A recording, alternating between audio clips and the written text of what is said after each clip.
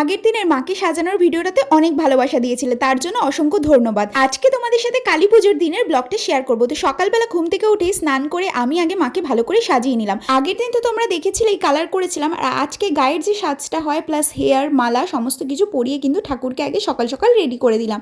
তারপর এদিকে চলে এসেছি ভোগের রান্না বান্না করতে। তো প্রথমে আমি বানিয়ে নিয়েছিলাম 5 রকমের ভাজা, তারপরে ছিল খিচুড়ি, 5 তরকারি, তারপরে নাড়ু ছিল, নাড়ুর ভিডিওটা নেওয়া হয়নি।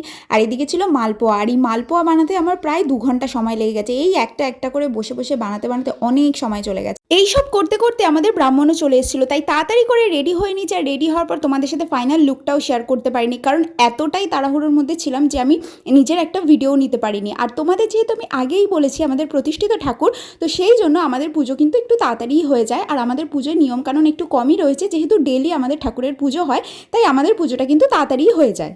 তারপর এখানে আমি সমস্ত কিছু ভোগের জিনিসপত্র রেডি করে দিয়ে ঠাকুরকে একটা জবা ফুল আর হচ্ছে গিয়ে বেলপাতার মালা যেটা দিতে হয় সেটা ভালো করে পরিয়ে দিলাম। আর এখানে আমি একটা জিনিস নিয়ে যাচ্ছি, এটা কি জিনিস বলো তো? তোমরা যদি দেখে বুঝতে পারো তাহলে কিন্তু তাড়াতাড়ি কমেন্ট করো। আর এটাও কিন্তু পুজোতেই ইউজ করা হবে। তারপরে এখানে আমাদের পুজোও শুরু হয়ে গেছে। পুজো আমাদের শুরু হয়েছিল অনেক বিকেল বিকেল, মানে 4টের সময়, আর শেষ হয়েছিল ওই 6:30 নাগাদ।